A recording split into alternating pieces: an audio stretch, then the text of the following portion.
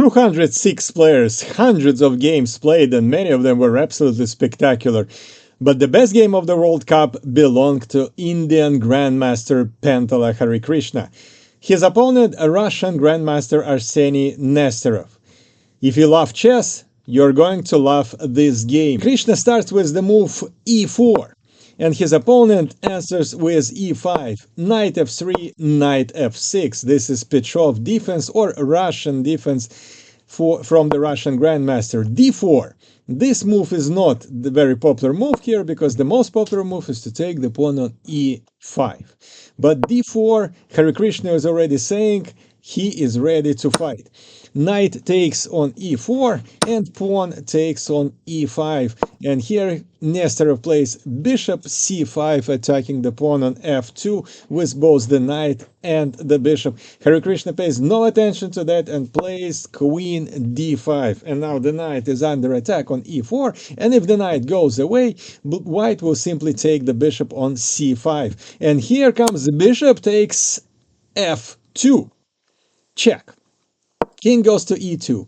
And just a look at this position from two grandmasters in a very serious game with standard time control. The king is in the middle of the board. The knight is under attack.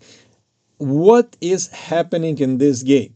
So the knight is under attack. The only way to protect the knight is the move f5. And here is if white takes en passant, yes, there is such move in chess, en passant, if it takes the pawn, then knight takes f6, queen e5 check, king f7, and the beauty of this variation is that white cannot take the bishop on f2 because they will run into a fork and lose a queen.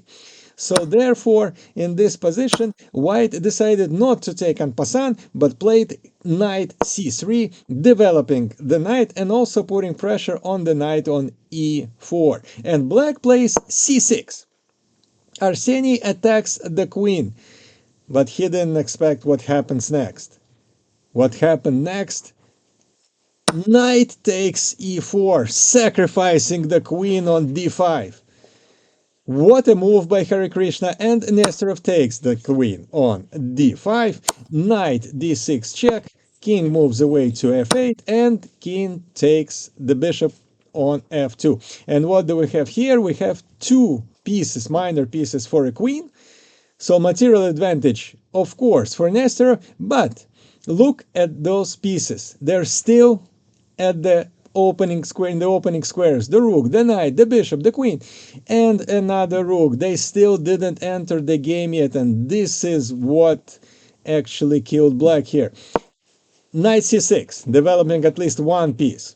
Same for Harikrishna, he develops the bishop on e3, and Nesterov plays d4. He sacrifices the pawn because he wants to open up some squares for his pieces. Bishop f4 and queen b6. And now couple of threats. First of all, the pawn on b2 is under attack, and d3 is the move that black wants to play with the check. But white simply plays bishop d3, blocking the pawn on d4. Nesterov decided not to take the pawn on b2 and played knight e7. Computer didn't like it. Bishop simply goes back to d2. Knight d5 looks logical. Knight is aiming at a square d e3. It would look pretty good there. White simply takes the pawn on f5 with the bishop, and knight goes to e3. Looks like black are doing okay. But simply bishop d3. Harikrishna is keeping all his minor pieces on the board. It's very important to keep the attack going. King e7. This is an attempt to at least activate one rook from h8. Rook e1, rook f8. And here comes another sacrifice. White realized that this bishop on d2 is more important than the rook on e1. And he took the knight with the rook. What a move. Rook takes e3, pawn takes e3, bishop takes e3, and this position is pretty much already winning for white. Now, if Nesterov took the pawn on b2, he could actually get checkmated bishop g5, check, king e6, and bishop c4, checkmate. So that would be such a nice, beautiful checkmate in the middle of the board. And you see this pawn on e5? The knight protects that pawn.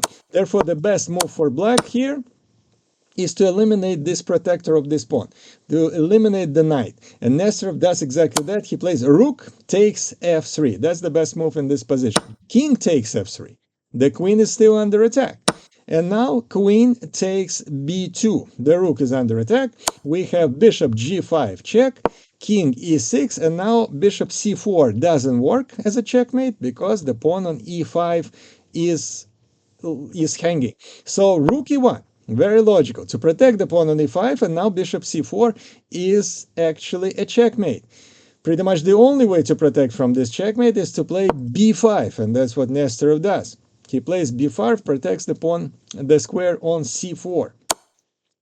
But here comes a little combination with bishop f5 check, the only move king d5, bishop e4 check, king back to e6, and bishop takes a8. And now Harikrishna already have material advantage as well as positional advantage, and the game didn't last long. We have queen c3 check, rook d3 protecting the king, queen takes c2, and bishop e4. Look at this coordination by white pieces. Absolutely magnificent. Queen d1 check, king goes to g3, and queen h5, and the bishop on g5 is under attack.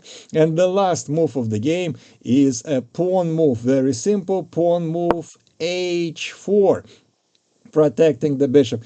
So Nesterov resigned in this position. Absolutely marvelous game by Harikrishna. Why he resigned? Well, his bishop is under attack, and the bishop has pretty much no moves. The only move to protect the bishop is bishop a6. And if bishop a6 would have been played, then bishop to f5 simply check, king d5, and bishop takes d7. Very different variations how to win the game, but this is pretty much the easiest. After bishop takes d7, pawn is simply marching towards another queen, and white king is absolutely safe, and white bishop still is out of the game. So this was an absolute masterpiece by Harikrishna, and in my opinion, that was the best game of the World Cup. If you like the video, if you like this game, please like and subscribe. I would really appreciate it. Thank you for watching.